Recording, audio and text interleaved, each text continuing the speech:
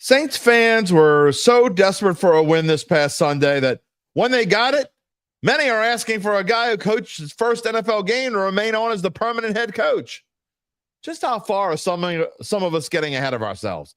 And what exactly does it say that we're so fired up over one win and that dude who lost 7 in a row before him is gone?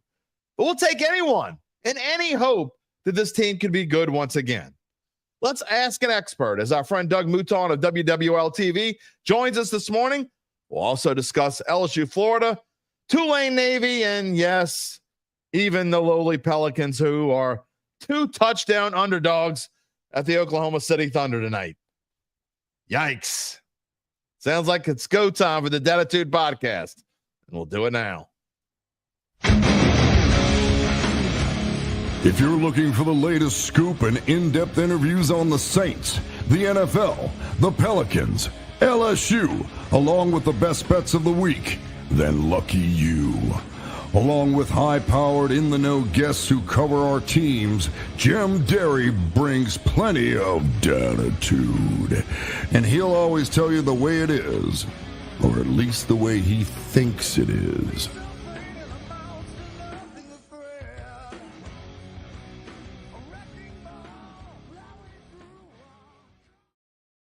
Where you at, New Orleans?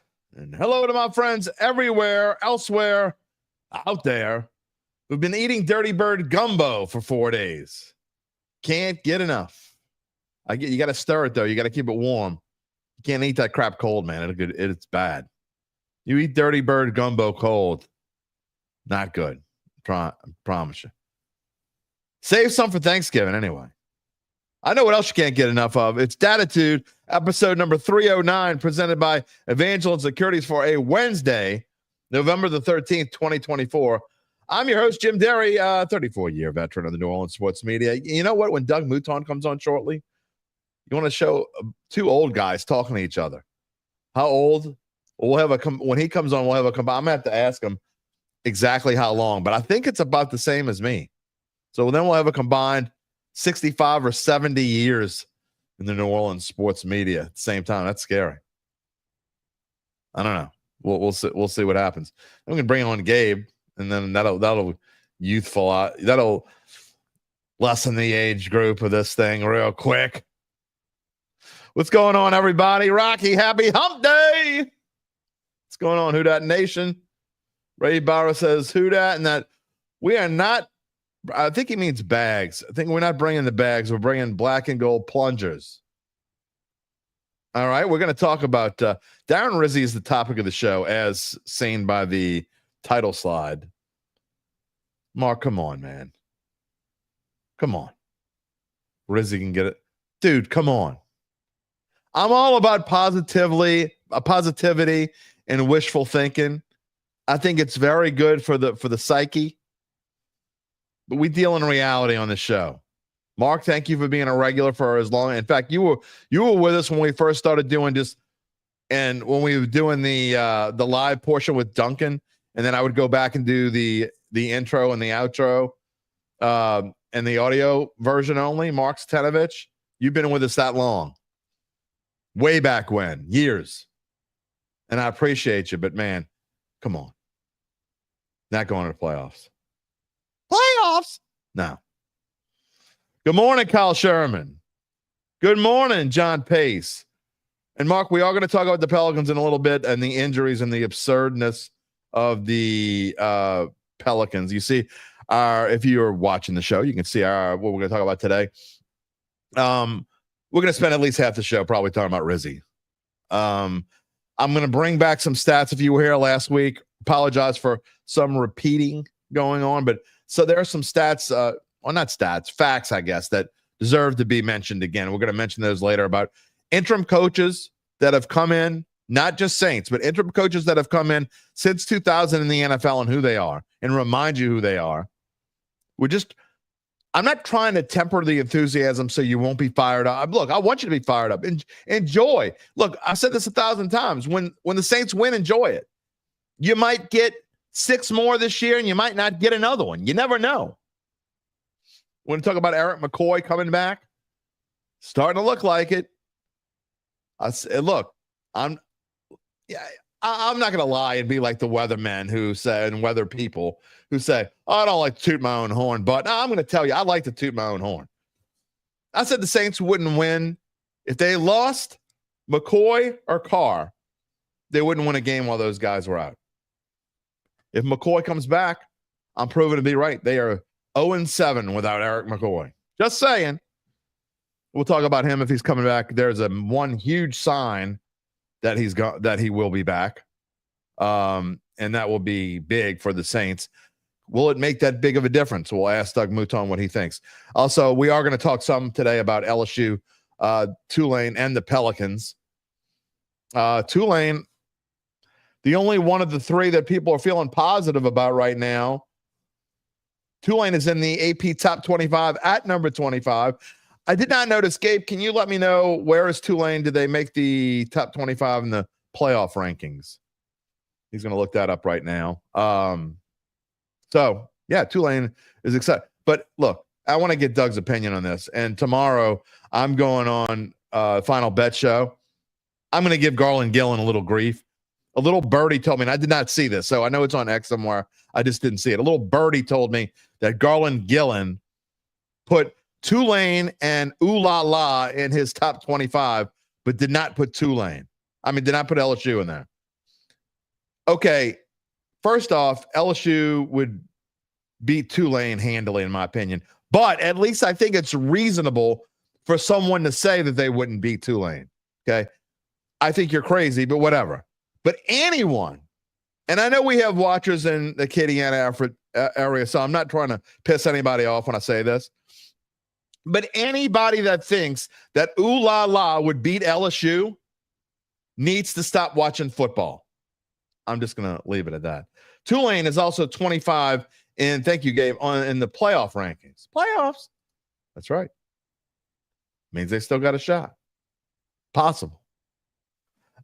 Look, we're not going to spend a whole lot of time. And I know some of you and Mark, you're talking about, and a few others talking about who could potentially be the head coach for this team. There are too many variables. I'm not saying we won't mention a name or two today, but if you're commenting on that, there's a good chance I'm not going to show it because it's kind of silly to talk about it in November. Okay, because more likely than not, way more likely than not, there's a 98% chance that the next Saints head coach is coaching somewhere this Sunday, most likely as an assistant. Okay, even if it is Darren Rizzi. Is he going to be a candidate? Probably. He'll probably at least be a candidate, but we'll get to all that. But as far as, it's just silly to kind of talk about. I have friends of mine on X talking about who the Saints might draft at this position. I'm like, it's foolish. It's silly. Will the Saints do this at the draft? You don't know where they're going to draft, first of all. It's fun to talk about it. I get it. Come on, man. We have no idea what the Saints are going to do. Even if we knew exactly where they were going to pick, we wouldn't really probably talk about it that much right now. It's November the 13th. Hello, Jerry. Welcome into the show as a member of the Dattitude family. Kyle Sherman saying Rizzi was on McAfee yesterday. I didn't see it. I saw there was a clip on X. DA would have never been invited. We'd said this on Monday. There's no doubt about it that Darren Rizzi is certainly more exciting, let's put it that way, to talk to than Dennis Allen. Jerry watched the Pat McAfee show, and he loves this guy. All right, look, you can be a part of the show, as you have seen. If you're new to the show, if you're new to the Dattitude family, we thank you for being here this Wednesday morning. Dattitude presented by Evangeline Securities. You can be a part of the show by typing in your comment. Whether you watch it on YouTube, Facebook is fixed. It no longer says Facebook user. It's fixed. So you don't have to type in your name. However, Mark Satanovich, if you're still watching on Facebook, we would love for you to go over and be a part of the YouTube. That's where the Dattitude family lives. They live on YouTube. So go subscribe over there if you can. You'll always know when we're going on the air live. Usually, it's every weekday, except Tuesday, live at 11 a.m. Central Time. However, I'll tell you later on, we got a programming note because we do have some adjustments in the schedule. Bye week is next week. So, look, when we get a chance this time of year, when I'm working like 7 days a week, because I really am, there's very few days when I just take the full day off. So when we get a chance to We're going to. So next week, we will have an altered schedule. And the week after that, Thanksgiving week, we will also have an altered schedule. I will give you that schedule at the end of the show. Again, if you subscribe to the YouTube page, and if you're on there right now, give us a little like. Nope. Not doing it. It only does it when it wants to. Little thumbs up icon. It comes up out of nowhere. We never know when it's going to come up. A little inside joke with Gabe and I. You'll have access to all of our short takes that we do as well. You can get in touch with me on X at Jim Derry Jr. via email at jderry@theadvocate.com. All right, a couple more comments, Gabe. UBN is listener on the road. Ariana, welcome. You are now part of the Dattitude family. I'm sorry your stepdad is having a tough time with his picks this year. Maybe we'll get him right tomorrow. Hakeem, welcome. Good to see you. What else we got this morning? Chris Roth, time to feast on some eating the dubs. Somebody going to be eating on them dubs? Oh, we're going to talk about that today for sure. That'll make the ratings go down. Derek Carr and Jameis Winston in the same sentence. That'll really make the ratings go down. Poised to light it up for the rest of the year. Maybe. Lance, who dat, baby? Courtney Fisher, good morning. Barry Ulay. Rizzi left us hanging. Is the toilet still clogged? That is the question of the day. I think we already heard that they got the black and gold plungers out. That might be the new symbol. Instead of the bags, got the plungers. PBM says Honey Badger is licking his chops. Jameis, don't listen to Winston come. Y'all still hating on famous Jameis. Y'all hating the wrong person, my friend. It's funny because y'all hate Dennis Allen. You hate on Dennis Allen, but you can't stand what Jameis Winston did because he didn't listen to his coach. You can't have it both ways. Cannon McGee says, "What's up, Dattitude family? You're catching us full live without having to go back and watch it. Well, you're in for a treat, my friend. Whenever Doug Mouton's on the show, it's a treat.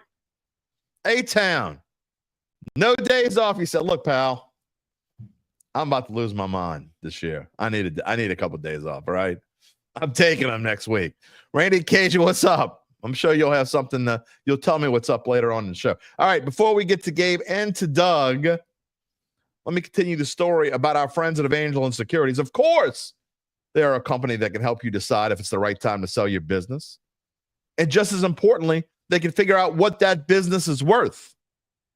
For many who are running your family business or personally held company, might be a decision y'all have been thinking about for a long time. If that's you or someone who is near and dear to your heart, have them reach out, or you reach out, to Evangeline's founding and managing partners, Nick Braden and Ron Hemel. They will maximize the value for your family-owned, privately held business, as we told you. They do that by scheduling a complimentary valuation. By the way, I haven't said this in a while, so I think it's worth repeating. Nick and Ron, they both grew up in New Orleans. They went off to some big-time business schools that they wouldn't even let me go to the commissary and eat a hot dog. That's how big these schools are. Jesuit guys. They are Jesuit guys. They're in New York City, trained in finance. Kyle Sherman, you are 100% right. Then they came home from the hustle and bustle of New York City to help people here who need them. They have offices on Porter Street and Lafayette. You see this? See it, Nick? They're already knowing. Nick Braden, they are already knowing about the Evangeline Securities. More on this show, later in the show. Meantime, you can check them out at www.evangelinesecurities.com.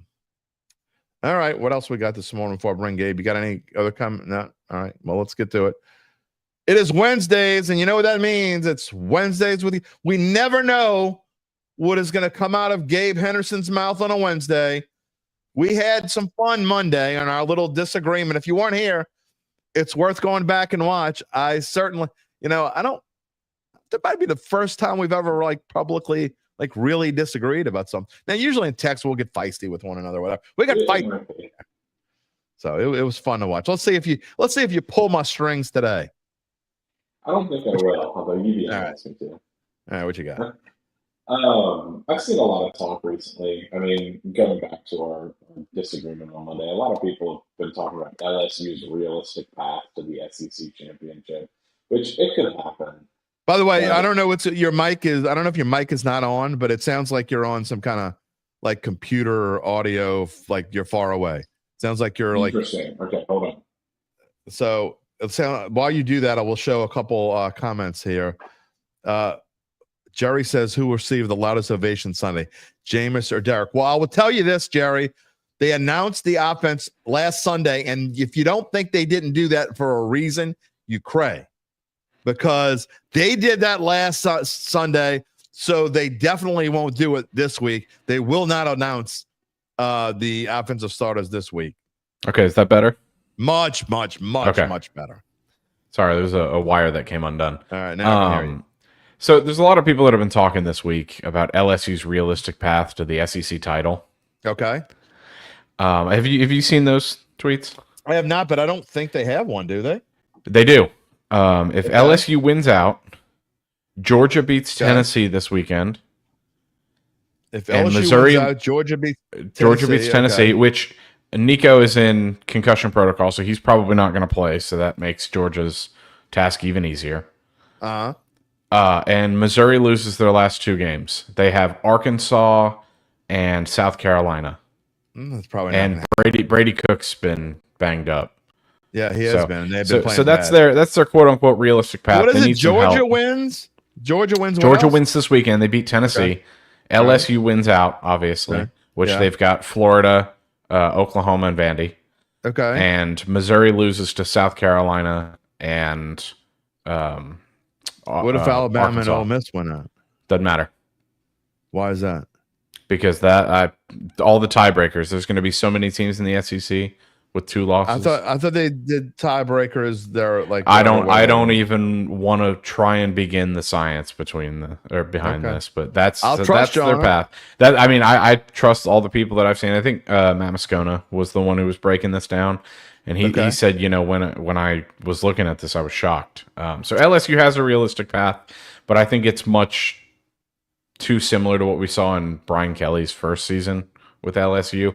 I just don't think I don't think they would beat whoever they would play in the SEC title. Which, if all of that happens, they play the winner of Texas A&M in the SEC title. Chris asked, "What about Texas A&M?" Yeah, so the winner of that game, if all of that happens, the winner of that game would play LSU. I don't know why. I mean, again, I would trust Matt Moscona. He's been on this show. I don't know. I've seen it. I've seen it plenty of places, but that's how the tiebreakers work in the SEC now. It's complete chaos. My friend Ryan, who is a Brian Kelly hater, you obviously didn't see. By the way, I posted I stole this from Uncle Big Nick. There was a meme floating around, and it's not a meme. It's actually a factual picture. So you call it a meme, whatever you want. That Brian Kelly's record is better at this stage of his LSU coaching career than Nick Saban's was. I told you it was the other day. I didn't remember that. They have the same amount of wins, but Saban has 2 more losses. Saban went 8-5 his third season at LSU. Just saying, next season he went 13-1 and won the title. Brian Kelly haters, get over yourselves, because he ain't going anywhere. Unless something super drastic happens, he's not going anywhere. Yeah, exactly. And I mean, people love to talk about the lack of a national title, but once again, I mean, unless you can think of someone else, in the last few days, I still haven't been able to think of one. I think it's 3. I think Mac Brown, Dabo Swinney, and Kirby Smart are the 3 coaches who have won titles, who are actively coaching. And Mac Brown's about 94 years old. Yeah, Mac Brown's done after this year. Mac Brown coached at Tulane, I think, when I was like a teenager in my 20s. I'll have to ask. So that's a great segue, actually. So I've seen a lot of the Tulane LSU discourse over the last few days. LSU would wipe the floor with Tulane. What would you say? And real quick, because Doug's in the green room, so we're going to get started here with it. But I'm going to give you two real quick. LSU, let's say on a neutral field, LSU plays Tulane. What would the spread be? 6.5. See, I think it would be more like 7.5 to 8, and I would take LSU. If they played ooh la la, what would you put it? 13.5. Oh no, I think it'd be more like 17. I don't. Well, it depends. Are we going off LSU of the last few weeks? Like, are we putting it this week in current form? Well, yeah, like they played next week. On a neutral, I don't know if any books are going to give LSU 17.5 right now. All right, I'm just going to let this I've been knowing Ryan for a long time. I've been knowing Ryan since he was a teenager, okay? So, and I'm surprised that you are out there in this land of BK needs to go, okay? Because you're not usually that kind of fan. I'm just saying that we overreact to everything. We just like we're overreacting to maybe Rizzi should be the next head coach of the New Orleans Saints. Fans overreact to everything, and it seems like it's even worse in Southern Louisiana than it maybe just because I live here and I see how silly it can be. But I mean, do you people realize how silly you can be? I mean, again, I don't know how many times to say this. Again, it's something I'm probably going to say with Doug in a minute, so I don't want to waste it. But do we realize where this team was, where it was about to go had they held on to Orgeron? I love Ed Orgeron. As a person, I absolutely adore Ed Orgeron. I've known him for about 10 years now, maybe a little longer than that. And I adore Ed Orgeron. But do people realize where this team was about to go?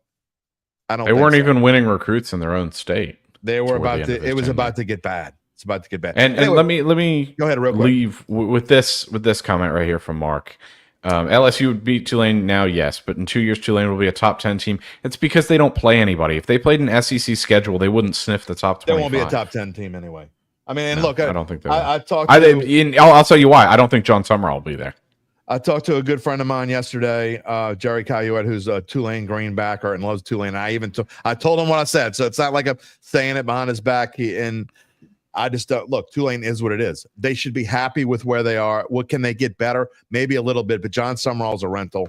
He'll be going soon anyway. And then I think the world of John Summerall. So I think he'll be gone. But I mean, for all the people that still think Tulane will beat LSU, we're gonna get a realistic head-to-head. We'll talk about this tomorrow. It's possible they could play in a bowl game.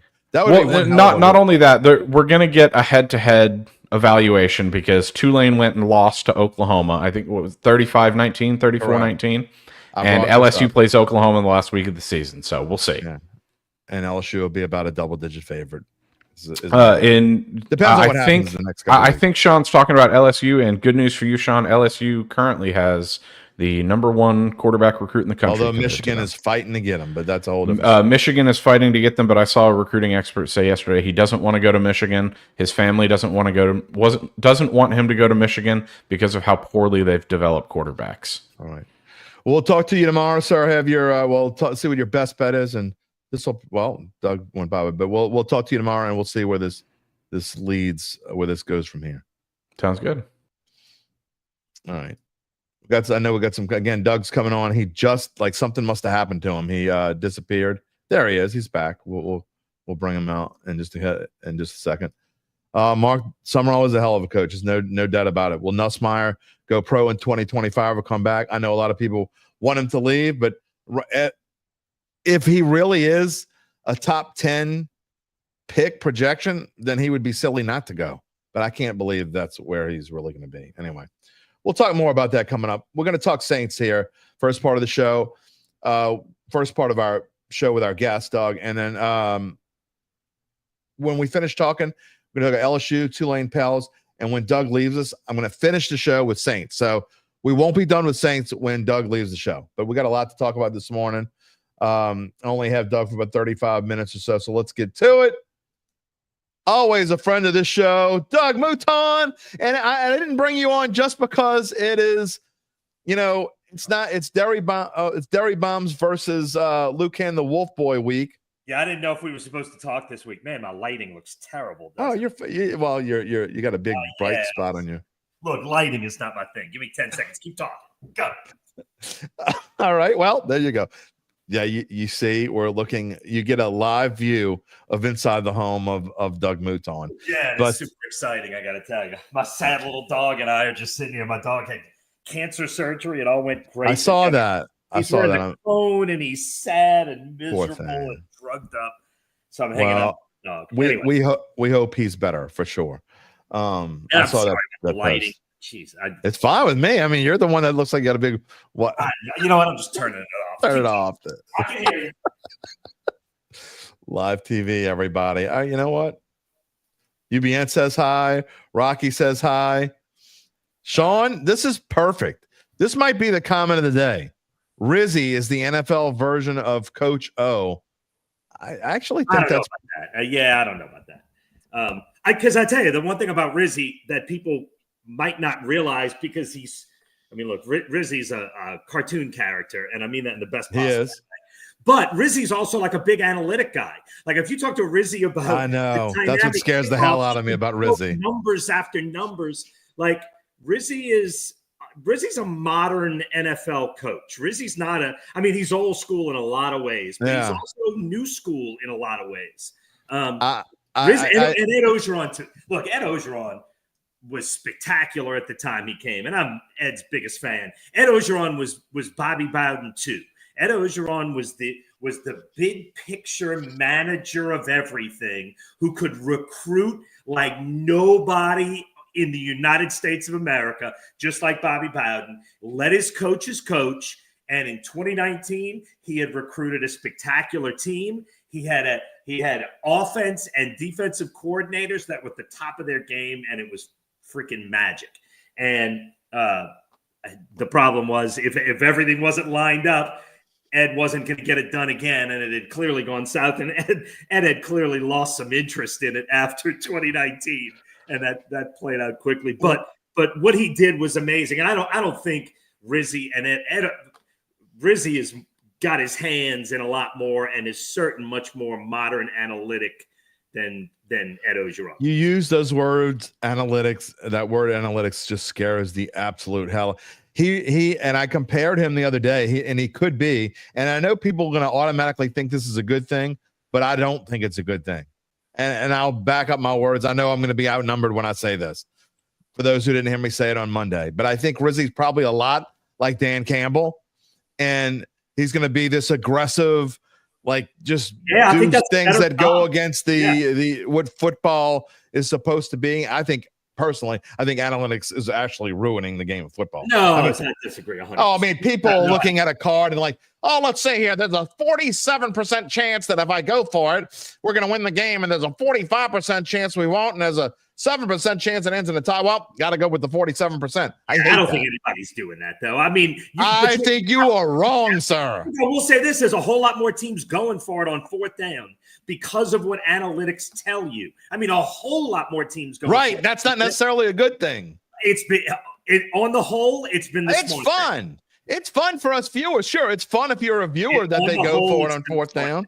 But throw all that out, and I do think Dan Campbell's a good comp. That's a really good comp. And Rizzi and Dan Campbell are good friends. Rizzi said he called Dan Campbell, when he got the job, and they had a long talk. He wanted Dan Campbell's advice. I think that's a good comp. And look, one game in, Rizzi did his thing, and it was fun to watch. Look, here's the biggest difference, Jim, in the Saints. Not offensively, but at least defensively, they played a whole lot looser in the fourth quarter, which they played so crazy tight. 60 yards of penalties in the last 9 minutes against Carolina. They were so trying, and they were loose in the fourth quarter. Tyrann Mathieu makes an interception. Chase Young makes his biggest play of the year. They got big plays in the fourth quarter because they played looser and smarter, and it worked. And Rizzi neither has the job or doesn't have the job. Well, you got 7 more games to let it play out, but it was fun. It was just nice to have fun for the first time in 2 months. Yeah, there's no doubt about that. There's absolutely no doubt about that. And we're going to get into that part of it. Kyle brings up he's got a great comment here. Rizzi is like Campbell, leaders of men. Here's one thing, though. Leaders of men is a wonderful thing if we're talking about the military. In football, you need to be a lot more than a leader of men. Okay, you need to be able to a good football coach. And I'm gonna bring up some facts. I call them stats, call them whatever you want. Okay, that I talked about last week before Rizzi coached, and just get your reaction. I think Larry was on the show when I talked about it. I don't remember, but anyway. So since 2000, okay, I think the number is 24% of interim coaches go on to get the job of their respective team. Now, this isn't interim coaches that end up getting a job somewhere. This is 24% who get the job of where they're coaching the next year they get the job. Okay, so here are the list, okay? Now, you tell me, out of this list, okay, What makes you think that Darren Rizzi is going to be coach? Oh, well, he's different than everybody. Nobody's different than anybody else. You can't beat stats. You get 1 out of 100. Okay, so anyway, you said you hate analytics. Now you're saying you can't beat stats. That's all stats. That's all analytics are. You Jim Derry, you want it both ways. But okay, no, hold on. No, I'm gonna stop. You just stop me. But here's the thing. You can analytics, where do they come from? Okay. When you talk about 47%, they are analytics of numbers that across the NFL, okay, they're not related to your team. So if you say 47% of the time you go forward on 4th and 2, an NFL team is going to win. That might not have anything to do with the New Orleans Saints, who might be 32% on 4th down, or they don't have a play to run, or they have a coach who doesn't know what the hell to call. So there's a big difference between analytics of a certain situation in a game than there are to go back the past 20 years in the NFL, 24 years in the NFL, and find interim coaches who are head coaches. That's two shows in a row. You're taking too long to get to the point. Let's hear the names, because two shows in a row. Somebody pressed my buttons. That's all right. One of them's my own dude. Okay. Anyway, 3 shows in a row. You're right. Larry pressed my buttons on Friday. All right. Here are the list of interim coaches. In 2000, Dave McInnes took over for Vince Tobin for the Cardinals. Does that fire you up? Yeah, no, not really. Okay, then it was 8 more years, and it happened twice in the 2008 season. Do either one of these fire you up? Tom Cable took over for Lane Kiffin. Who ever hired Lane Kiffin in the first place in the NFL? That's another story. Oh, and then maybe the college football playoff. You got. Here's another one in 2008. Mike Singletary took over for Mike Nolan. Yeah. Yeah, exactly. All right, then Brad Childress was fired in 2010, right after his NFC Championship debacle. And Leslie Frazier took over, who's a great defensive coach. Leslie Frazier's a good coach, yeah. Yeah, okay, maybe. Not a great head coach, but a great Here's the one who lasted the longest. That also happened in 2010. Wade Phillips was canned, and Jason Garrett took over. Yeah. And Jason Garrett was good. Yeah, he was okay. Yeah. We haven't got to one that's inspired us yet, right? All right. Here's one for you. 2011, Todd Haley was fired. Romeo Crennel took over. You'll really love this one. In 2015, Ken Wisenhunt. Yes, that Ken Wisenhunt. Yeah. He was let go. And Mike Mularkey became the coach of the Titans. Right. He has an even better one. Here's my favorite. The 2016 Jaguars. Gus Bradley let go. Uh-huh. Doug Mouton became the head coach of the Jaguars. That worked out real well. Yeah. And then it happened again, and he's still the coach of the Raiders. Antonio Pierce took over for Josh McDaniels. And Antonio Pierce very well could be fired when this season's over. Yeah, very well probably will be fired. So there are your interim coaches who have taken over since 2000 in the NFL. The one mild rebuttal, although your point is still valid, is that those were all bad teams. I mean, bad enough to get a coach fired mid-season. So these are guys inheriting bad teams. They're inheriting. This is a bad team. The Saints are a bad team. I know. I agree. And sure, yes, your analytics. If you follow the analytics, then Rizzi should not have a chance. And Terrence, by the way, point is to follow. Terrence is the smartest guest of the morning. Sorry, I love all of you, but Terrence is the smartest guest of the morning. Not only does he say, "Are you all right, Jim?" but he says analytics without context means nothing, which is my point. All right, you can say whatever you want. You can rebut any way you want. Larry was like shoveling dirt on me Friday. Yeah, it's fun to do. You're kind of easy. You're kind of easy to get rolled. Very. No question. Very. Okay, so is there a question in there? Where are we going? I'm just saying, it's like, why should everyone get super fun? My point is, if you look at history, okay, and history is a good vision for anything. I mean, to me, it doesn't matter sports or anything else. But if you look at history tells you that the chances of finding a diamond in the rough from an interim coach that's going to be the future, I'm just saying, like, we should temper our enthusiasm. Now, granted, I'll say it again. You should absolutely enjoy last Sunday. They beat the Dirty Birds. They lost 7 in a row. And then of all games, if you could pick one game to end a losing streak, you're going to pick beating Atlanta in the Superdome 100 times out of 100. Agreed. But I still think you need to temper your enthusiasm a little bit going forward. And my opinion is, again, we've got plenty of time to talk about who the next Saints coach is. I'd like to get your opinion on this. But my opinion is they need to just start over, and they need to find someone who's never worn a Saints uniform, who's never been a Saints coach, who's never had anything to do. In fact, maybe someone who's never worn black and gold in his entire life.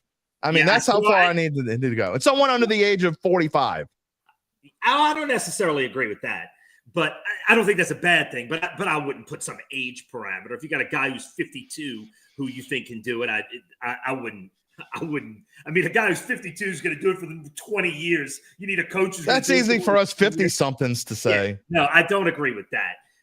But I will say, I said on TV in the 4 takeaways after they fired Dennis Allen that they need to go outside the organization and get someone who's never coached for the team, who has never been part of this organization. You do agree with me. Say that. So, yes, I do. Although I'll say this. Look, this team, just because of the salary cap situation, because of the age of the roster, they're only going to be able to blow it up so much in year one. So, and Mickey Loomis is never going to call it a rebuild. He's never going to call it a blow up. Even though, if you got a new coach and a new quarterback, it really is. Oh, for sure. No matter what you call it. Yeah, for sure. Let them have that and don't call it that. I think where the situation stands right now, and it's funny, and this is a little bit, I don't know, probably overthinking it, but Seth Lewis is one of the other sports guys. Yeah. And he did a Tulane preview this week. And so we're in the office. I saw it. And the problem is when Seth and I are in the office together, actually, when anybody's in the office with me, we don't get enough done because we sit there and just talk like hypothetically about stupid stuff. Well, we were talking about what it means that Gail Benson, who doesn't do this, was on the sideline before the game, hugging people and talking to people. That. It was almost like pep talkish. Like, what does that mean? For set jokes, we laughed for about 15 minutes that Gail Benson was saying, "You better get your act together, or you're out of here." I'm sure that's what you were saying. And the idea that Gail Benson would do that is just comical. But anyway, so we were joking about that, and I said, and I believe it's true, Gail Benson was down there to let Darren Rizzi know, "Hey, Darren, you're our guy. We want you to win this job. You're our guy. Go get him." I do think it means something. I think the Saints as an organization would love for Rizzi to do enough to win this job. I genuinely believe that. Now, that being said, I don't think they wanted to fire Dennis Allen. They were forced. Oh, they definitely didn't. If the Saints go 7 left, if the Saints go 2-5 in the last 7, they're going to have no choice but not fire Rizzi, but to not give Rizzi. Right. So I don't. But I think they would. I think they would love for Rizzi to win the job.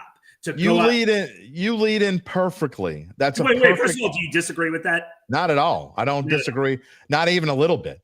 So Ryan says, "What's enough?" Look, you lead in perfectly to what I want to say here. Test. That's a great question, but that's an eyeball thing, and look. The chances of getting back in the playoff race are incredibly minuscule. I mean, you'd literally. No, it's not. It's not zero. It's not zero, Jim. Mathematically, if you win out, no team since I don't care about math. I don't need math. I don't care. They play the Packers on the road. They play the Rams. You can't say zero chance. That is just 100% wrong. What are the chances that they beat 2 out of 3? Because they would have to win all of their games. The chances are very tiny. They're very tiny. No. Forget about zero. Forget about the Browns this week. No. Hold on. Forget about the Browns this week. Forget about the Giants. You can chuck that up as a win all you want. They play the Bucs again. So forget those. Okay, I'm going to give you wins for those, even though that's absurd and on its own. I'm not saying they're going to be wins. I'm just saying it's not zero. The chances of them winning all 3 of those and winning 2 out of 3 against the Packers on the road, and there's almost a 0% chance they win that one alone. Okay, it's pretty close to zero. It's like maybe 10. Okay, the worst the chance was 0-1. Who's going to stop Jaden Daniels? Oh, I get it. Jim, I agree with you. You just can't say zero. That is wrong. You can say it. It doesn't mean you're right. You could say it. You can say, I think they have no chance, but I'm getting you back. I'm pressing your chances are 0. That is I'm getting your back. Incorrect. You can't lie with facts. You can say whatever you want. No chance. You can. All right. The chances are zero. Those are two different statements, and journalistically, that is 100% wrong. I would say that. All right, I'll put it this way. I would say the chances of the Saints, they have better odds. They have better chance to go 17-0 in the 2029 season, because I don't know what's going to happen. Who that is going to be. They have a better chance to go 17-0 in the 2029 season than winning the rest of their games this year. Saying it's not zero. That's all I'm saying. It's not. I'll tell zero. you what. I'll relent. 0.1. Right. Okay, 0.1. I'll give you that. It might be. I haven't seen an exact number. I saw the New York Times. Oh no, somebody. The highest number I saw had the Saints with a 3% chance of getting to the playoffs. That's way too high. Yeah, it probably is. I'll bet $1,000 on the 97% chance and give me my $10 in return. I probably would too. But most of the numbers I said had them at 1%. You know how many of them had them at 0? Nobody, because that would be wrong. Okay. All right. Well, there's a couple things I want to get to here. Math with me. You just can't. You just can't. It's not math. It's realism. No, that's math. Okay. Percentages of getting there is absolutely math. What do you mean it's not math? That's all it is. Says I went to Shaw. I don't care about math. I mean, ask Brian Lazar if I care about math. I'm just saying. I'm not saying this is you, but I know smart people who went to Shaw. You got to stop using "I went to Shaw" as an excuse. Who do you know? ESPN says less than 1%. All right, look. Okay, but it's not zero. Who do you know that went to Shaw is smart? Well, Sharif is smart. She's smarter. He's smarter than me. That doesn't mean he's smarter smart. than you. He's smarter than you. Okay, yeah, he's mildly smart.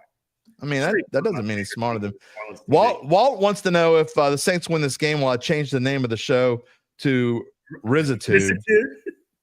You could. If I tell you what, I will do this. I'll make this promise. If the Saints win playoffs, we'll just say playoffs. If the Saints go to the playoffs, I will change the name of the show for a week to Rizzitude, and I'll shave my head like Larry Holder. Oh God, please don't do that. Rick, cut this out. Gabe Henderson, if the Saints shave your head, that's doing harm to the people watching. I'm not sure that does more harm to others than to yourself. I mean, you've never seen me with a shaved head. You began with the Shaw. You ain't smart. Yeah, I'm guessing Nick is smart. I'm gonna say I'd rather not go there. I would say leave your hair and just call it Rizzitude. There you go. All right. If the Saints go to the playoffs, the show for a full week will be called Rizzitude. Man, Darren Rizzi got us out of a funk. Like, look, he did. I agree. If they lose the last 7, I'm going to remember the Rizzi reign fondly, just because that 7 games was miserable. And I'm doing the touch screen, on Mondays with the I got to tell you, I'm saying the same things over. And when you lose by 30, what happens there's no game situation that even matters. Got the crap beat out of you as number 1. Got the crap beat out of you as number 2. Like, it's so hard to. And this week I had all kinds of ideas. Sean says they would have to go 6-1. I don't think 6-1 would do it. I think they got to go 7-0.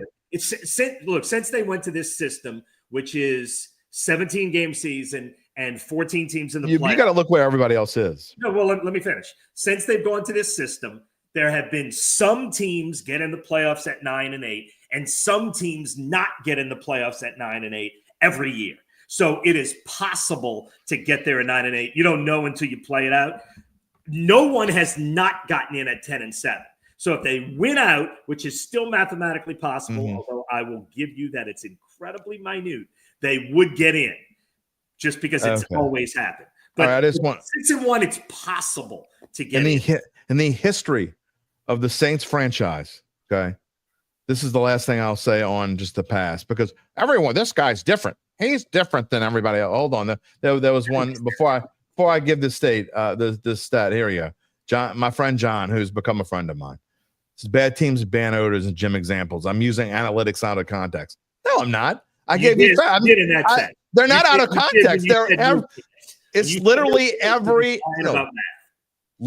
every single interim coach that has coached in the NFL for the past quarter century. I just listed every single one of them. So I'm not listing a damn thing out of context. So here's something that's also not out of context.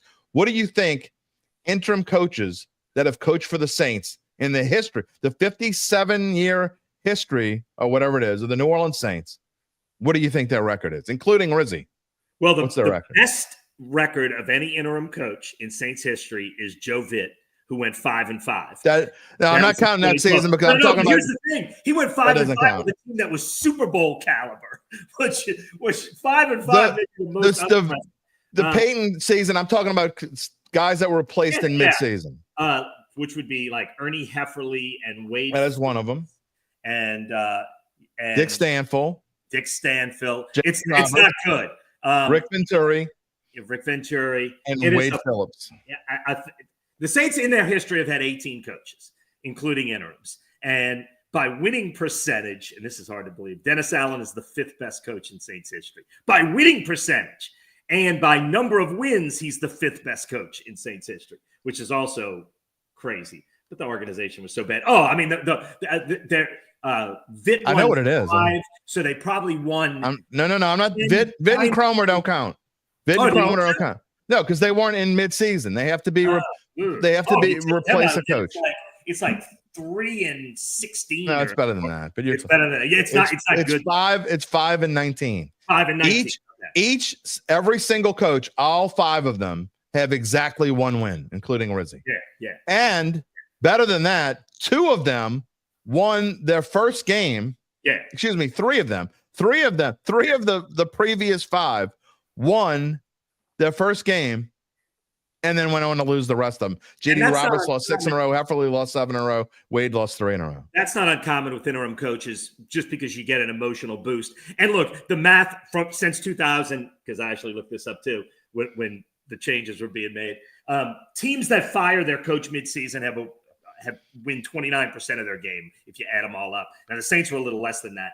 After they fire their interim coach for the rest of the season, they win 38% of their games. Now, that's better, but you're still under 500 for the rest of your games, which would mean if Darren Rizzi held to that in his 8 games, he'd be 3-5 or so, which I think wouldn't surprise a lot of people if that's about what the Saints finished. So you do get a little bit of a boost when you go to an interim coach, but you don't get a lot of a boost. And we'll say this. Yeah, what you were saying before, though, and it brought me to something I never really got to it because we got lost in this stuff, which is my own fault. But you brought up something that I think is something to talk about before we move on, because I do want to talk about Saints, and I still want to talk about LSU Tulane Pelicans for just a minute. But with Rizzi, this team, and you and I both know this and covering this team for a long time, they are loyal to a fault. These people are loyal to a fault. I say that all the time. So I think unless they just fall apart, like he is going to be in that number of coaches. He's going to make the final 3 cut or whatever it is. No, I agree. I think he's got to do a little better than that. Look, I mean, he's going to get 8 games. If he wins less than 5, I don't think he's going to – I mean, he still might get an interview, but I don't think he'll be a legitimate contender. I think he needs to win – I mean, I think he needs to sort of surprise people and win, 6. He needs to do something that grabs him. You might be right.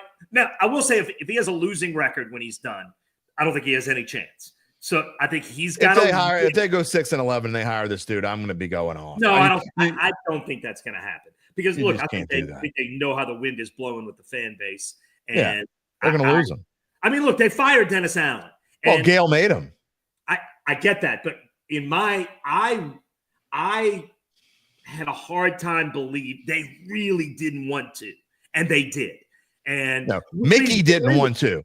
Mickey didn't want to. I don't think anybody else didn't want. Mickey didn't want to. Let's get it straight. I mean, other than Mickey, I would guarantee still is. Yeah, well, I think if you, let's just say, I think the owner went in there and says, "Look, I'm sorry, Mickey." They really don't want to. They really would like Rizzi to have the job, but I do absolutely think they won't give it to him unless he earns it. Yeah, but look, here's the beautiful thing: we don't need to know right now. Like, you're right. They're not hiring anybody now. Let's just see how it plays out. We'll say this: I definitely want this to be fun the rest of the year. I don't, and I've said this 1,000 times. Don't ever root for a loss. The only thing losses do is make you a loser. It doesn't help anything in the future. So please, by all means, if you can win, please win. The Cleveland Browns coming in this week, Doug. And I had a blast last week at that game. So did I. I had a smile on my face. I want to have more fun. I don't want to be miserable during football season. What are you kidding me? I mean, this week's going to be fun regardless, I think. You got Eat the Dubs coming in town. I mean, so do I. And look, I just mentioned Jameis Winston. Numbers about to go down. It's okay. Got to mention him this week. We don't have a choice. Jameis Winston coming to town. I said this in the preseason. I don't know if you were on one of the shows that I said it, but I'm like, it's just karma. It's just football karma. I don't know how it's going to happen. I don't know whether it's going to be an injury. I don't know if Deshaun Watson's going to be ineffective. Turned out it was both. Jameis Winston's now the quarterback of the Cleveland Browns, and I can't wait to see what happens this weekend in the Dome. And I got to be honest, I'm going to have fun either way. Yeah, I agree. And look, I was looking forward to last week. And so, yeah, I absolutely think it's fun. I like the Saints' chances. The Saints played well. I thought the biggest personnel thing was that they found two guys who can sort of play wide receiver, which they haven't had in a while. So that gave Derek Carr some options. Carr looked physically better. He threw freer. He threw 3 spectacular deep passes, one of which Alvin Kamara didn't catch. And it was fun to watch. And the defense woke up in the fourth quarter. Tyrann Mathieu made a play. Chase Young made a play. All the things we've been hoping would happen. It was a blast. We got some comments in the queue that I'm going to save for when Doug leaves us and I come back and finish the show with the Saints, because I definitely want to talk about some other things this morning. So I promise. Sean is a comment from you. John there's a comment from you. I'm going to come back, Cannon, as well. I will come back to these comments, I promise. All right. Look, just your thoughts real quick, and I'll put you on the spot, ask you for a prediction. What do you think's going to happen this week? I mean, it's basically a pick'em game. The Browns are a 1-point underdog. It started out as 2.5, and the Sharps jumped all over the Browns. But you look at the numbers, it's the 16th ranked defense against the 16th ranked offense. It's the 31st ranked offense against the 28th ranked defense. And I find it very interesting. These two teams are, in lots of ways, mirror images of each other. Big time disappointments they've had injuries. Maybe the Browns have had a few more trades, but really it's just been miserable for both of these teams. Yeah, the Browns are in a little bit more of a sell-off mode, building for next year, although the Saints sold off Marshawn Lattimore, which I thought was a really good trade. They should have done that in August. Sure, but you did it now, and you still get the draft pick. I hear you. I mean, either way, you would have got the draft picks next year. I got a little bit better pick, but okay. But I hear you. We got a 3 and a 4. And honestly, for Lattimore's salary cap hit, as big as it is, I was afraid they were going to have to almost give him away and get very little back. Yeah, I hear you. I agree. They got a 3 and a 4. Look, I think that is a great return considering his salary cap hit, which it's not just about the player. It's about somebody having to take that hit. You just happen to have Washington, a team that's surprising, that has tons of salary cap space. It was I'm with you on that. Partner. I love that deal. I like the Saints' chances. I mean, basically, it's a pick'em game. I would bet the Saints to win if I had to pick them. So if I gave you the hypothetical $100, yeah, I'd bet it on the Saints. I absolutely would. Now, look, I'm not. It's not like a best bet of the week, but I would bet the Saints. I thought they played well. They did a lot of things that they've run the ball well, even through the bad, the worst of the worst. They've run it well. They very well could get Eric McCoy back, who, other than Alvin, I think it's going to happen. Probably their most talented offensive player.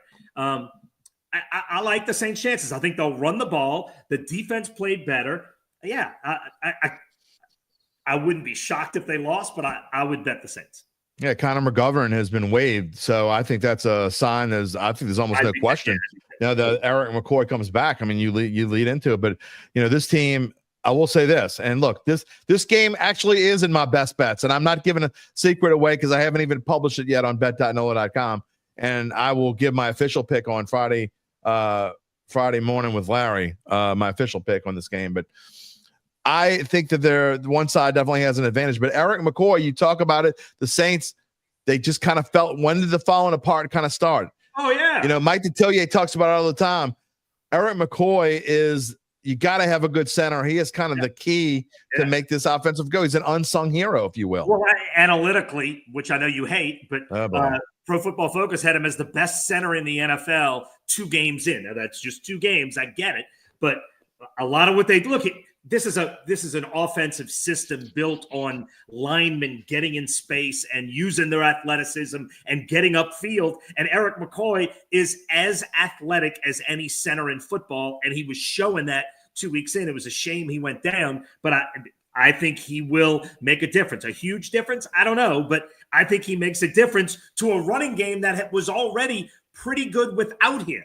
So anyway, I love it. McCoy. Kamara has been stunningly good this season, and he has looked like his old self. Better than his old self. I mean, he's leading the NFL in touches, and he looks quick and. Just imagine if his team had a real offensive line. Yeah, well, I mean, sir, what would Kamara do this year if he was playing this week? What would he do if he was playing behind the Lions' offensive line? Well, yeah, I mean, seriously, I mean, look, I know there were a couple games where Kamara was probably less than inspired, and I think we're starting to learn a little bit more about that as we go along. He was also banged up for a couple games that didn't help. Yeah, but with a broken hand, yeah, man. When you're talking about this past week, he was kind of like just okay, and he still had well over 100 yards of total offense. You forget how good he really is because that long screen pass. God, I'm trying to remember the exact situation, but that long screen pass when he was weaving in and out of guys and went for about 30 Just think if he had caught that last pass. Oh, yeah, and obviously he that was uncharacteristic, but terrible. And I don't know if you saw his reaction. He just walked over to Derek Carr and just put his head on Derek Carr's shoulder. Yeah, of course. I mean, he catches that 99 times out of 100. At least. And it was a beautiful pass. And it was. The game. All of that. But look, that kind of thing happens rarely to Kamara. So lastly on the Saints, before we talk a little LSU and Tulane, but I mean, Jameis, how bad do you think he wants? For sure. And yeah, Jameis.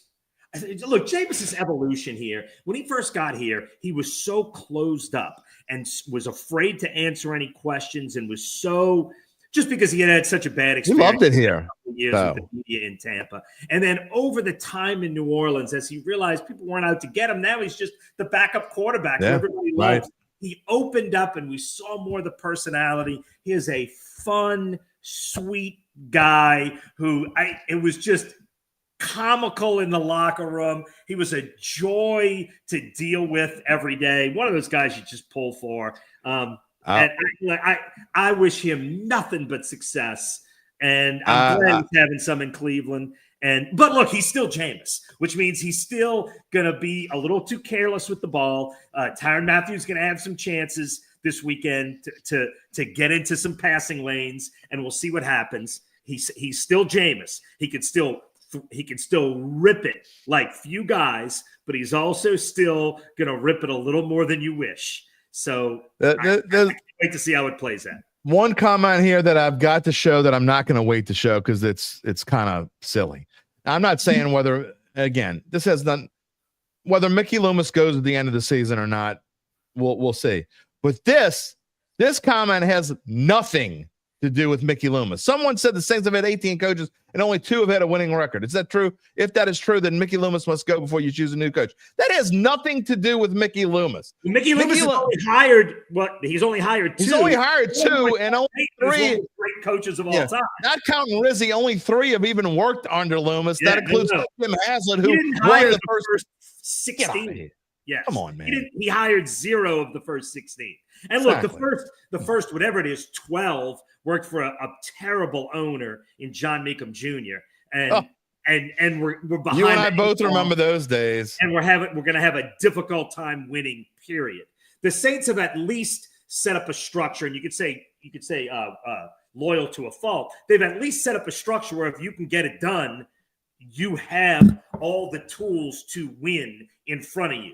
Obviously, Sean Payton proved that. Dennis Allen wasn't able to get it done, but there is the mechanism in front of you. They will give you the tools to help you win if you can do it. And Sean Payton's the proof of that.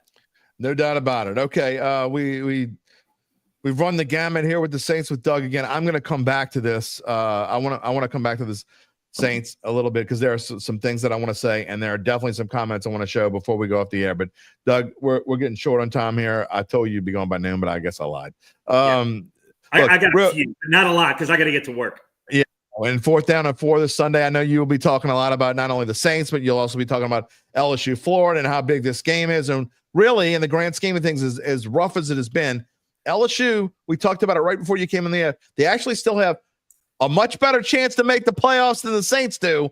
It's not great, but if they can win out and they get a little help, they could still get in the SEC championship game, which then could propel them into the playoffs. But it all starts. I found this line kind of interesting, Doug, and I know you don't bet a lot, but you do pay attention to lines. Yeah. LSU only a 4.5-point favorite, even though it's in Florida, after they got just destroyed last week. I thought it was crazy for them to give Billy Napier the vote of confidence so early, but I don't understand this line at all. I think I think that's based on all of LSU's turnovers in the last couple of weeks. Garrett Nussmeier has certainly not taken the steps forward that you hoped he would after that brilliant second half against Ole Miss. It's been pretty clearly downhill since then for him. I think that explains a lot of it, all those turnovers. I mean, you're playing at Florida, which is still not the easiest place to play, and LSU has not looked good against Texas A&M or against Alabama. So honestly, that's about where I would have put the line. That's a little low for me, but I get it. Actually, I hadn't seen the Navy line, and Seth asked me, what would you guess the Tulane Navy line was? And I said 6.5. And he said, wow, almost right on the money. And he said, I wouldn't have thought it was that high. And I said, no, I mean, Tulane's done a lot of good things, and they've beaten up on the people they need to beat up. Tulane's biggest problem is that their conference is terrible. Yeah, it is, and it's hard to gauge how good they are. It really except for the two real teams they played. Although I think Navy, I think Navy now than they were then. Oh, so there's no question. Yeah, I mean, they had a freshman quarterback that's still learning, and look, the freshman quarterback, Darian Mensa's top 10 in the nation in passing efficiency. Top 10 in the nation. No, that's legit. Now he's playing against bad teams, but you got a freshman quarterback who's absolutely getting it done. And yeah, I would take Tulane and give the points. You would take Tulane and give the 7 over Navy. I got to say, I would probably take Florida and the 4.5. I like LSU, but I think that's a close game. See, I don't. I think LSU's going to wipe the floor with that team. I mean, and look, that would be great. Believe me, Florida's without question the most disliked team. I think all the cockroaches that are hating on Brian Kelly right now are going to crawl back under that wooden patio in their backyard, where it's dark and damp. You can go crawl back on it after this week, and I'm just saying they're out everywhere. You haven't seen them? They're hating on Brian Kelly. Of course I have, but I mean, people have the right to. I mean, I do. Sure, they can say. Of course, they can say. We live in America. You can say whatever. Doesn't mean you're not a moron. I think you can say whatever you want about Brian Kelly. Maybe if they lose all 3, but I think there is a 1% chance. Brian. Here we go with percentages. And then, because that's how I think. That's better than 0. There's it can't be 0. That would be mathematically wrong. I think there's a 99% chance he's back. He's got one of the great recruiting classes coming in. You have to give him the time to get it done. And I think next year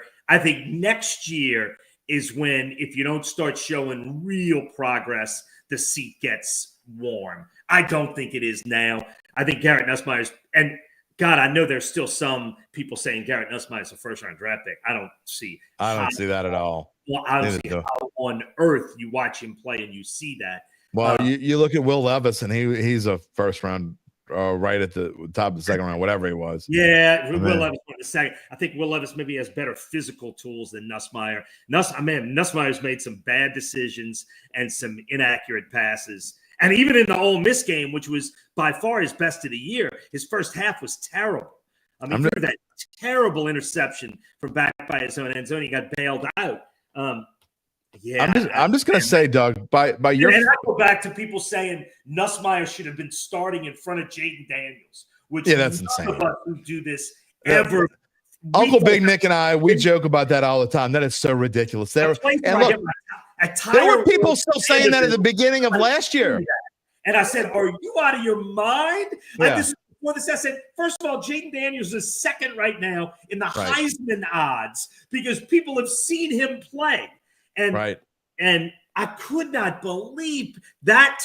Now, look, saying I want Brian Kelly out, look, people are anxious. They can say whatever they want. I mean, they could say they want. Although it is important to note, this century of the however many college football programs there are, LSU has the second most national championships. I mean, look, no one has 3 except Alabama. The program has been great by all standards since the turn of the century.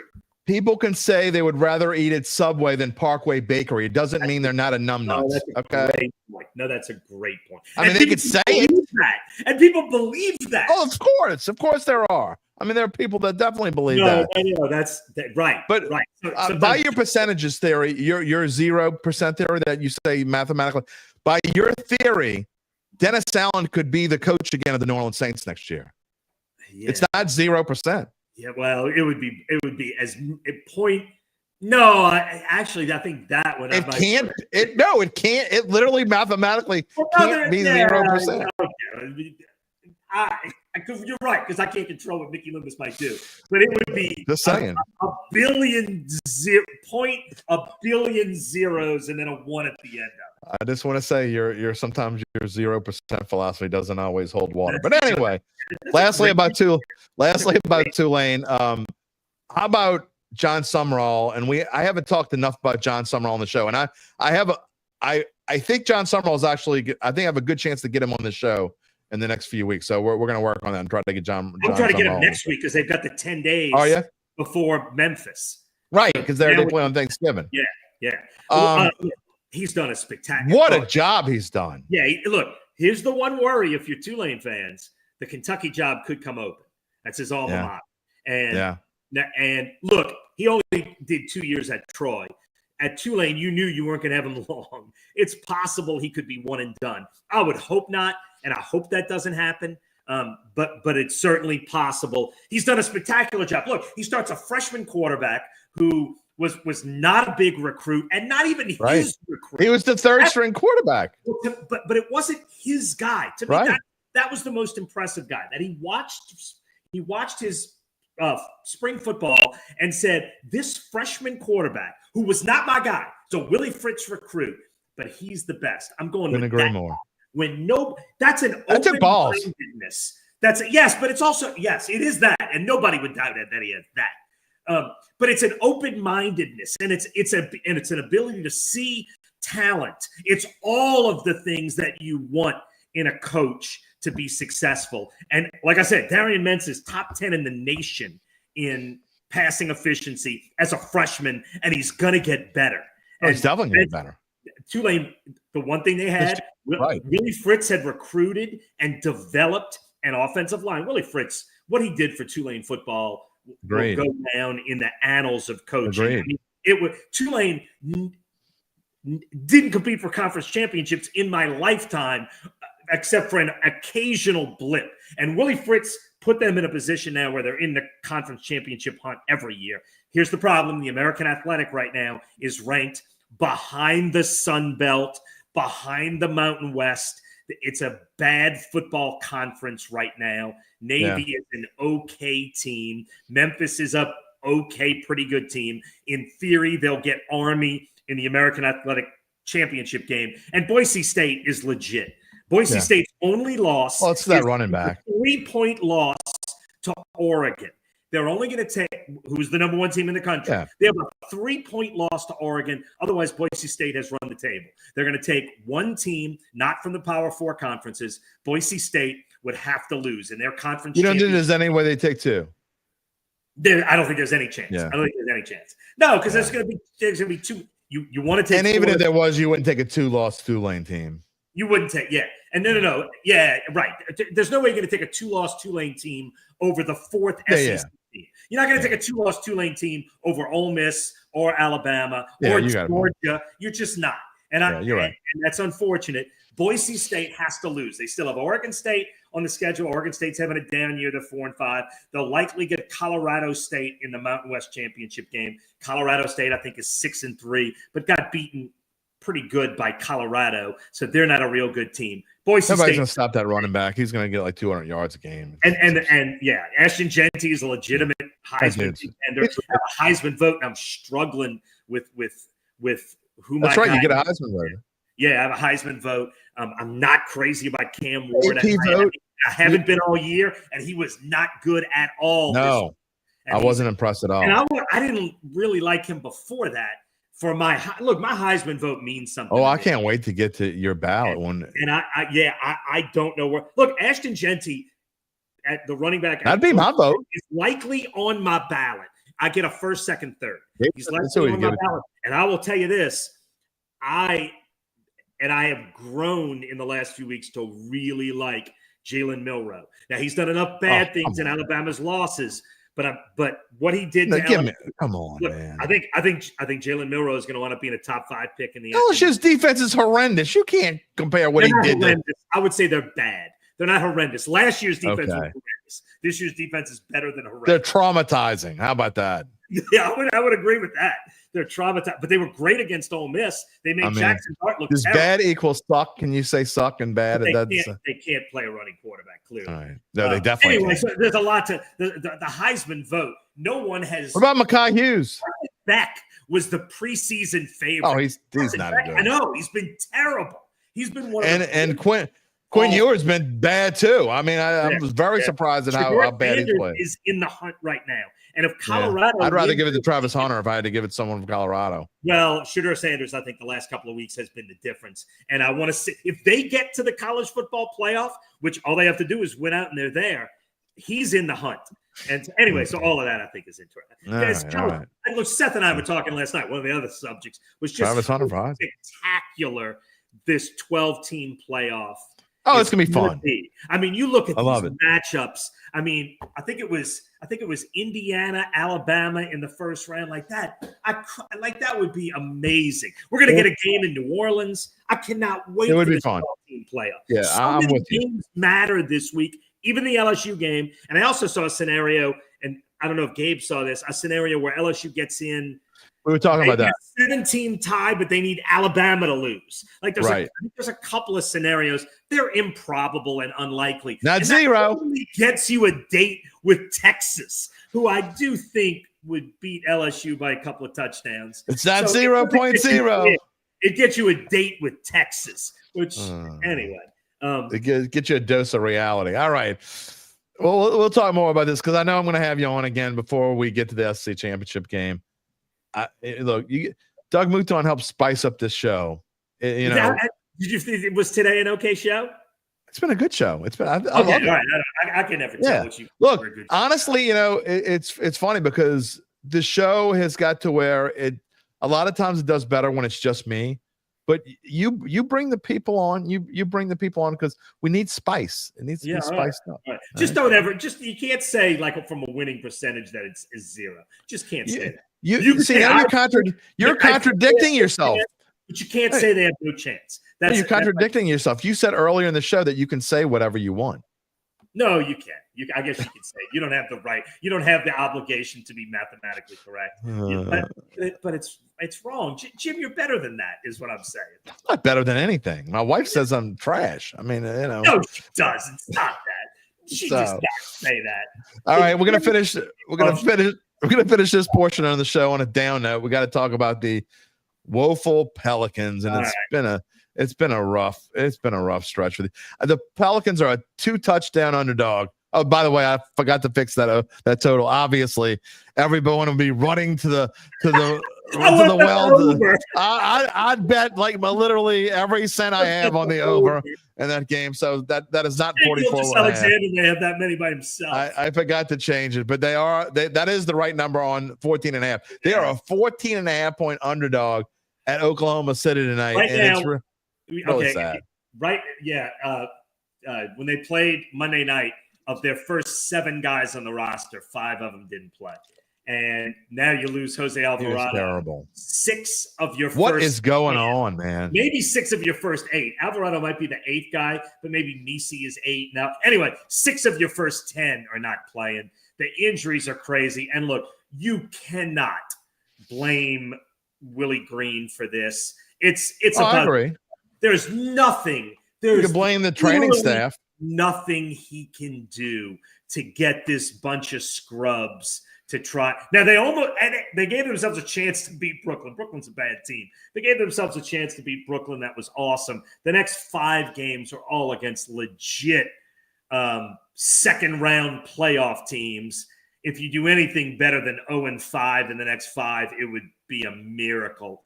That's a brutal stretch they got coming up. Hole to the point where at some point you might say our goal now is to get to the 10 seed and try to make a play-in. Now, look, by January, in theory, by January, you get DeJounte Murray back, CJ McCollum will be back, Zion will be back, Herb Jones will be back, Jose Alvarado will be back, Jordan Hawkins will be back. They're all out right now. In theory, in January, you get them all back, and you get a chance to see what this team is supposed to be. But you might be 5-30 by then. I don't know what the record's going to be by then.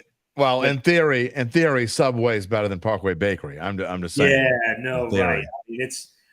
I mean, I give them the Jim Derry's 0% chance of winning tonight. Wow.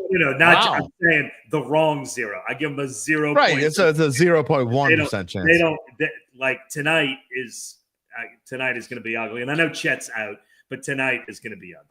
And, Nuggets, Lakers, at Mavericks, at Cavaliers. I mean, they're literally staring like 3-13 in the easiest game in that 5, and Anthony Davis is out. But LeBron loves destroying the Pelicans. Yeah, he does. The next 5 are rough. It's a shame, man. I can't wait to see what this team is actually supposed to be. But I do think we're going to actually see it at some point in January.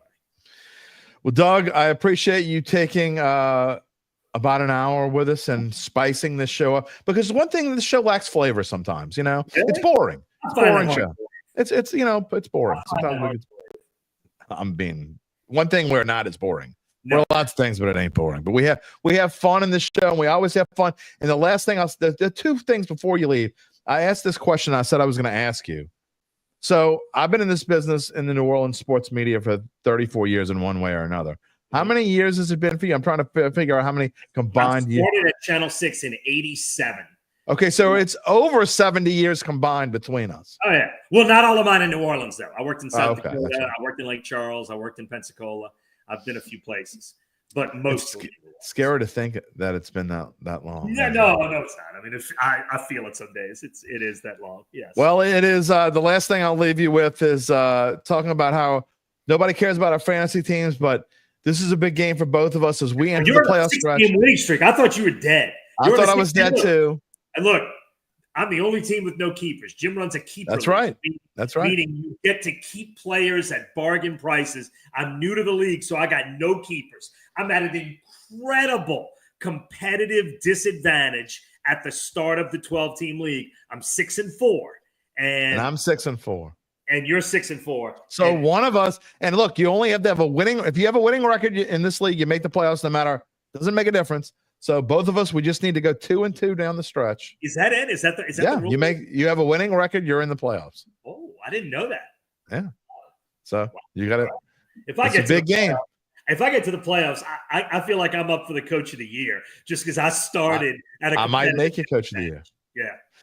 All right. Well, we will talk to you soon. And seriously, I'm going to have you on at some point before the Heisman vote to pick your brain on Heisman on Heisman vote. Well, look, here's the one thing.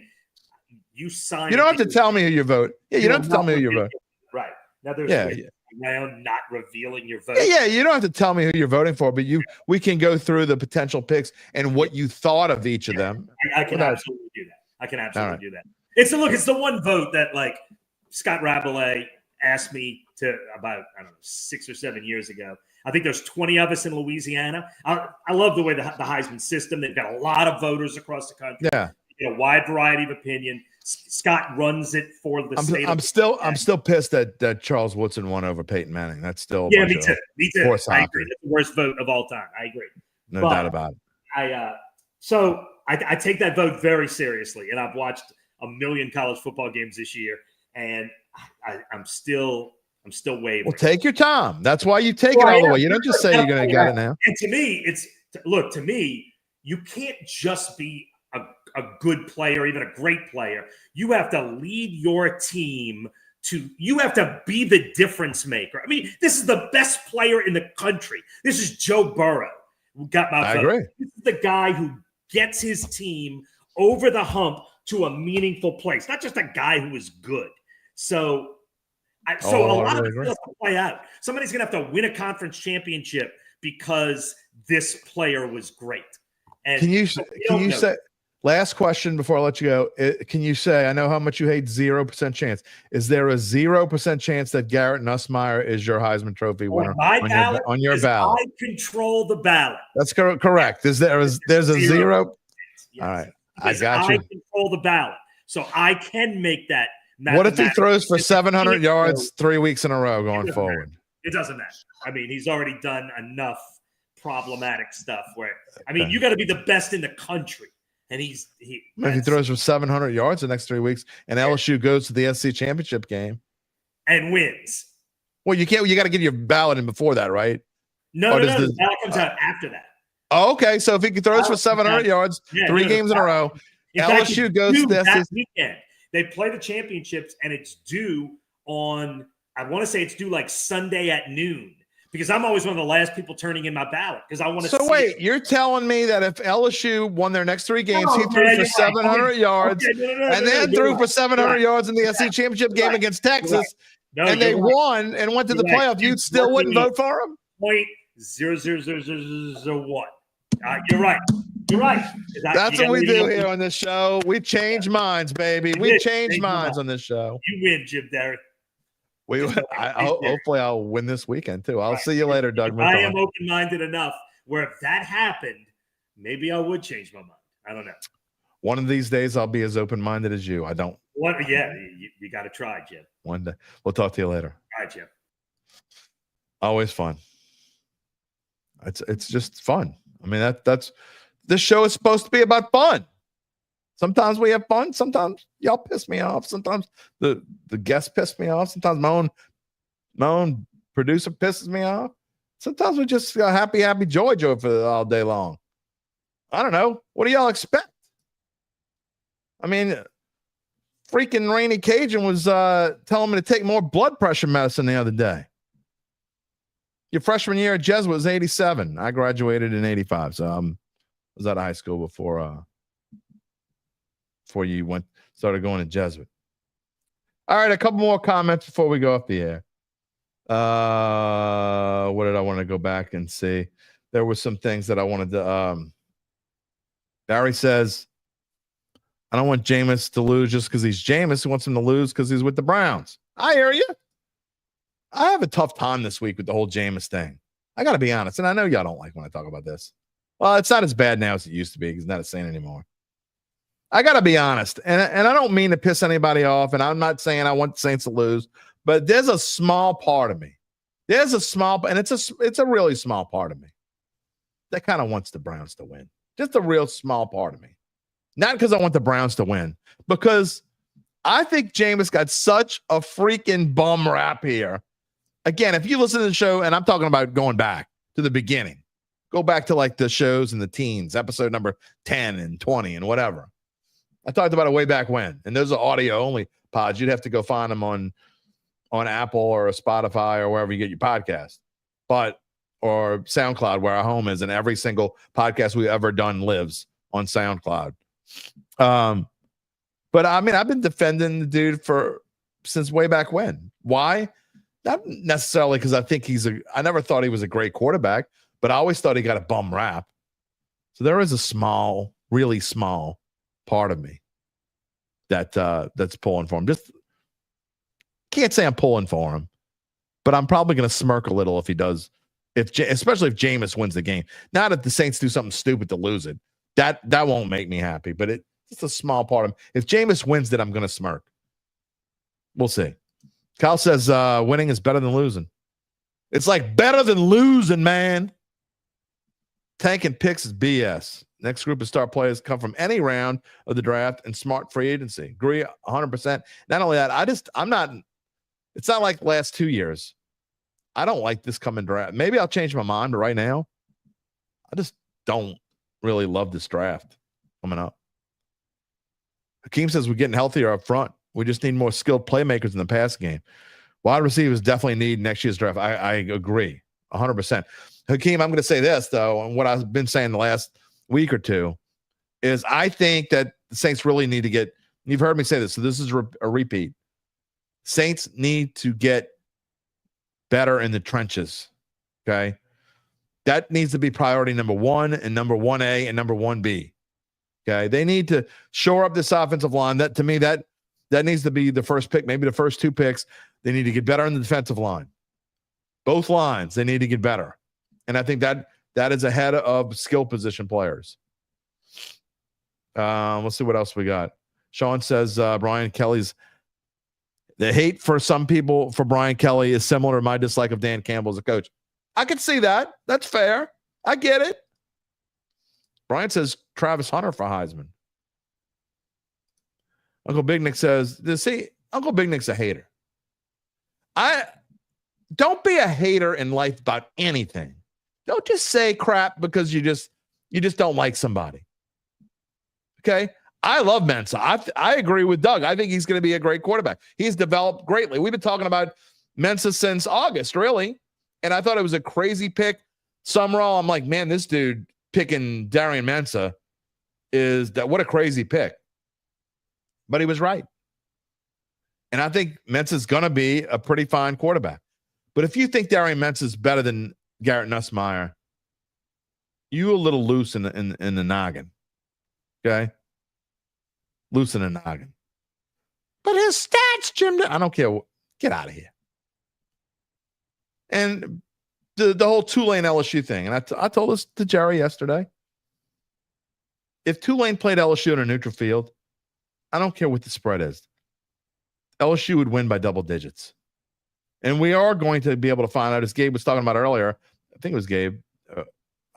See, when you get old, you forget the last hour. But LSU plays Oklahoma in the finale.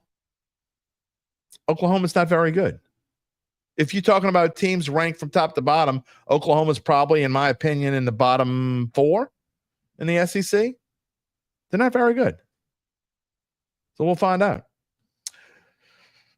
And UL, give me a break. Garland Gillen's going to, when I see him tomorrow, he's going to get a little poking and a prodding. I don't. Barry wants to know, will players stick around to play if they're ranked 8 to 12 in the playoff series? I think so. They've been leaving, and what Barry's referring to, if you don't know, is a lot of players have, if they're going to be picked high in the NFL draft, and they leave before the draft and they don't play in the bowl game. I think if they're in the playoff, they're going to play. That's my guess. Sean, who has a better playoff chance? LSU, the Saints, or the Pelicans? None of them. None of the 3. If I were forced to pick one and use Doug Mouton's logic of you can't say 0%, you can say 0%. All 3 of those are 0%. In Jim Derry's reality world, if I had to pick one, I would probably say Pels because they have more games and they could still right the ship. The problem is they're probably going to be like 3-13 and at some point 5-16 before they start getting healthier. And the chances of getting themselves healthy enough to make a run to even get to 10 is going to be tough. New Orleans teams are hamstringed. And we're going to, all kidding aside, we're going to get into that in the offseason. Training staff for these teams, horrendous. I mean, it's unacceptable. Just the hamstrings alone. I mean, it's unacceptable, and it's not a coincidence. Go somewhere else where you find all the same injuries. What is going on? When are they going to fix this? Are they going to fix it? Doesn't look like it. All right, that's going to about wrap it up for. Oh, wait. It's not going to wrap it up for us today because we told you earlier we'll let you know more about how Evangeline Securities can help you figure out what you see what Doug did to me. Doug, I was supposed to read this before Doug went off the air, but he had me flustered. Sorry, Nick. Man. Damn Mouton. We told you earlier we'll let you know more about how Evangeline Securities can help you figure out what your family-run or privately held business might be worth and whether it's time to sell. How do they do it? you may ask. Some of you know this already. Some of you don't. Well, after their complimentary evaluation of your company, if you decide to proceed, native New Orleanians, Nick Braden, Ron Hemelt, and the folks at Evangeline will begin an extensive auction process from established private equity funds from around the world. And they will maximize the return process for the founder and his or her family. In fact, when business owners get in touch with Evangeline, polls show that they are 83% happier than Houdats are with Darren Rizzi right now. Okay, maybe I made that number up. But if we took a poll, we know it would be something like that. Evangeline Security is the top producer on their platform. There are very few companies like them in this area. None with their dedication and success. They are fully licensed, ready to serve you. So get in touch with Nick and Ron about what's really important. And that is the rest of your life. You can find them at www.evangelinesecurities.com. Do we have, no, y'all are finished with the comments, man. Y'all are quieted down. I'm not used to not having comments in the queue. Ryan Shadow. Milrow? Yeah. I don't know what he's thinking. Milrow, come on, man. I'm not a huge fan of Jalen Milrow. He disappears at times. If I had a Heisman vote, I could tell you he probably wouldn't be on my list. I'm just saying. He was great against LSU. Very, very good against LSU, but there's some games where he hasn't been very good. All right, Rainey, you win the final comment of the day award. You found some pumpkin spice pretzels. What?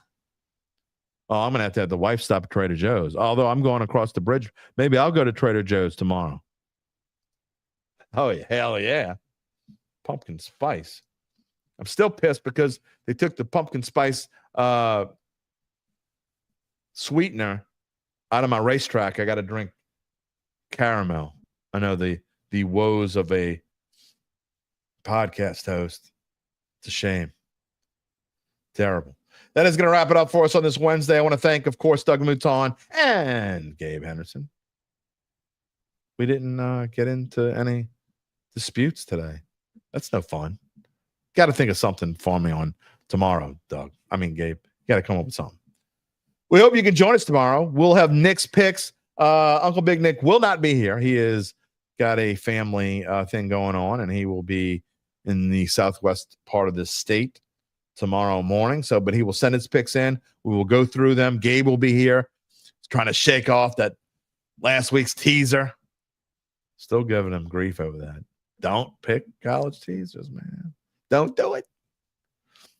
I told you we'd have a programming note next week. Again, bye week. We only have 2 shows next week and 2 shows the following week as we take a little bit of a break. We will have next week will be on Monday for sure.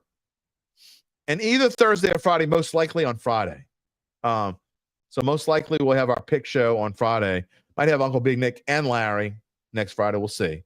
We'll have Monday, of course, Mono Week Monday. I'm not going to miss that. Then on Thanksgiving week, we will not have a Monday show because there's no game on Sunday.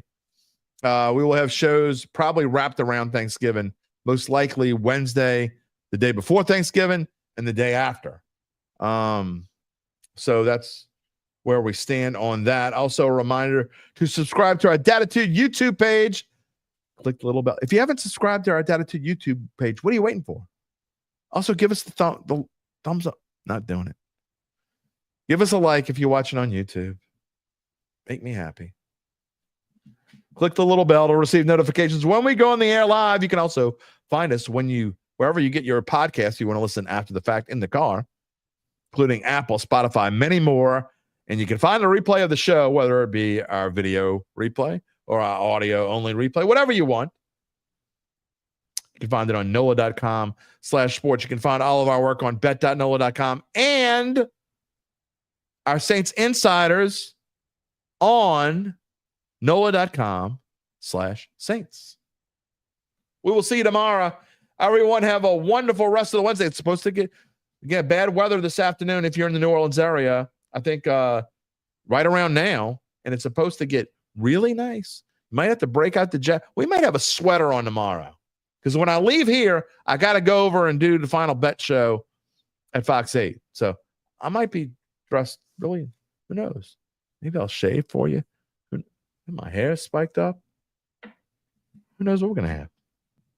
We will see you tomorrow. Take it easy, my friends.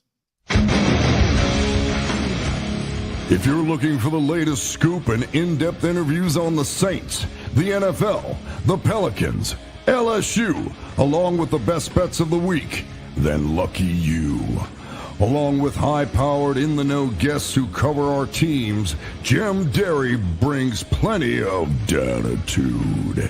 And he'll always tell you the way it is, or at least the way he thinks it is.